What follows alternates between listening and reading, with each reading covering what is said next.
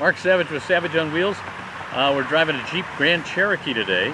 And 30 years these things have been out. It seems like 20 maybe to me, but okay, 30 years these have been out. This is Jeep's introduction to the luxury sport utility market.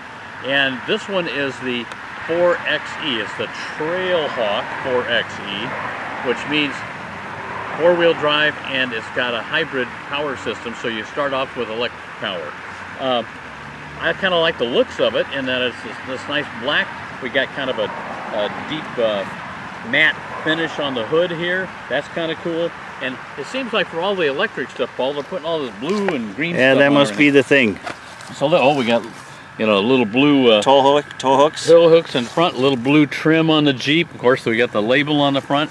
And then in back, you're going to see, oh, wait a minute, here's where we plug it in too. Boop, plug that in. Who would have thought a plug-in Jeep? Yeah, the nice thing is you plug it in at night. Every night this week I've had it, plug it in. I got my 27 miles it says, and it's really more like 25. You know, blue there. We got blue on the Grand Cherokee there. And what do you think? 4xe, baby. Blue on the tow hooks back here, blue back there too. I guess we might as well show you. Oh, Trailhawk. That Trailhawk's on the back. I forgot about that. And, of course, the power hatch. You know, nice thing, plenty of room in here. You can put the seats down. This is a great family vehicle, but too much on the luxury side, I think, as far as the pricing goes. But we'll tell you about that in a little bit. Warm day here in Wisconsin. The geese are all honking. What a wonderful fall day. Hey, here's the deal. We got a nice interior here, kind of a suede material here. And I'm sure this is not real leather. not real leather, but looks like leather. Blue stitching, of course, because that goes with our blue theme outside for the electricity. Nice big screen. That's actually fairly easy to use. There's no automatic wireless charger here for the phone. It can just sit in here. That's nice. Got, of course, the gear shift here. We can do rock, sand, mud, snow, auto, sport. Yeah. Auto is what we're going to leave it on most of the time. We can adjust the height of the vehicle here, so if we do take it off-road, we can have a little more ground clearance. Now, well, I was telling Paul, a couple of the problems that I have here, some of these, like these toggles, sort of block my view of down here. If I'm taller and I'm back further, probably not a problem.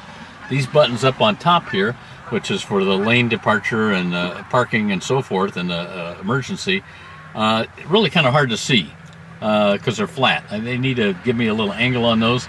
This one you push, and that gives you the one pedal driving that you do for many of the electrics, where your regenerative braking helps regenerate your power a little bit quicker. Other than that, you know, good looking vehicle inside. We got the fake black wood trim here that's, I don't know if we can see that there's a pattern in there, Paul, but it looks kind of like wood. And the seats are nice. I like the seats in here, power seats, of course. And what? No sunroof. What the heck? I've got a multi-$1,000 vehicle. I don't have a sunroof. This is luxury, baby. Where's my sunroof? And my charger. Those are the things that I don't understand. We do have heated and cooled seats, heated steering wheel.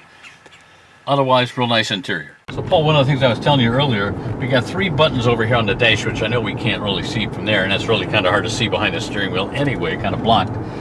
One is the hybrid, one is pure electric, and one is save your electric power. And I like to save your electric power because if you're going to be in town, that's where you're going to want the electric more anyway than when you're out cruising the highway when the gas engine's more efficient. So you can punch that button. I drive into Paul's house. It saved me a little bit of the charge on the car. So I started out the day at 100%. I'm down to 80% now. I got a 21-mile range, it says. I think that's probably pretty accurate. The first couple miles go away real quickly when you start going. But the hybrid, it is really smooth. Everything feels great. It feels like, I am on the smooth cruise control here, baby. Just rolling along.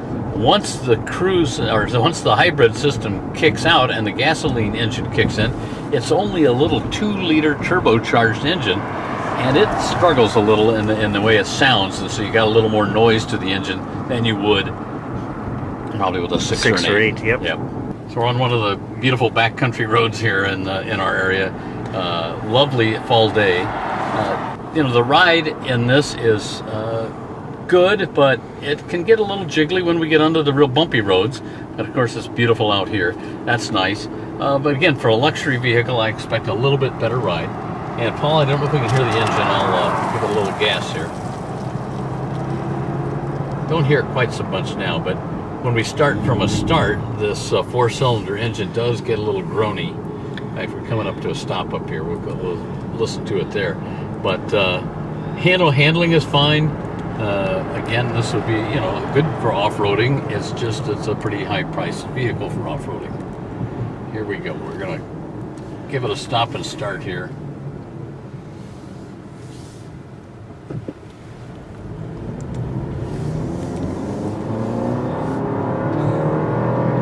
Sounds like my Compass engine. It sounds like your Compass engine, because I think it is. It is the same engine. Same engine. Yep. But like I say, if I put it back over here onto the hybrid power, which means we'll be using some of the electricity when we accelerate, we'll make another turn up here, and I think you'll hear that it smooths it out quite a bit.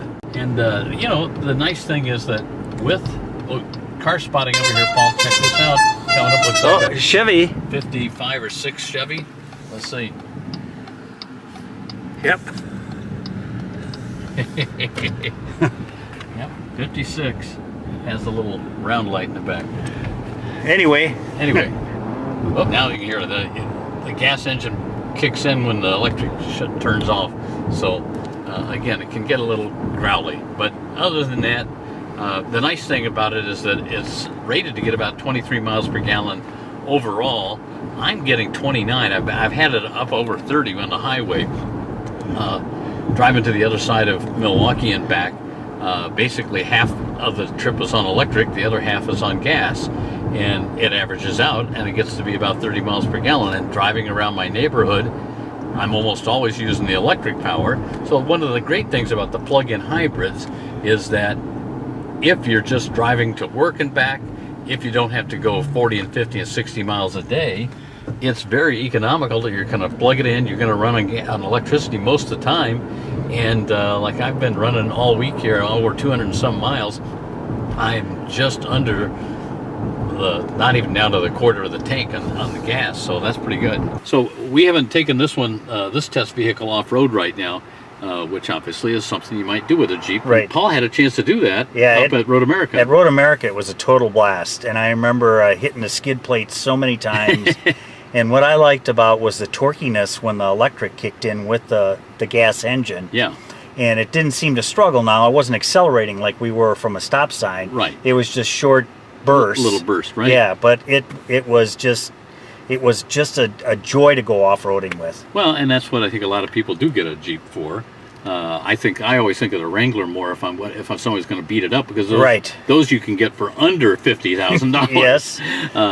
And this, like I say, once it gets up to the 60,000 range or so, I started thinking that's something I just want the family to be in the back seat and comfortable, have nice leather seats and all that good stuff. Well, you think about when the first ZJ came out in 1993. Yeah. I mean, how far along these have come since then. And all the features. Yeah. This 5th or 6th generation right now. Yeah, it just gets crazier as far as just the luxury and just the electronics that gets added to every level.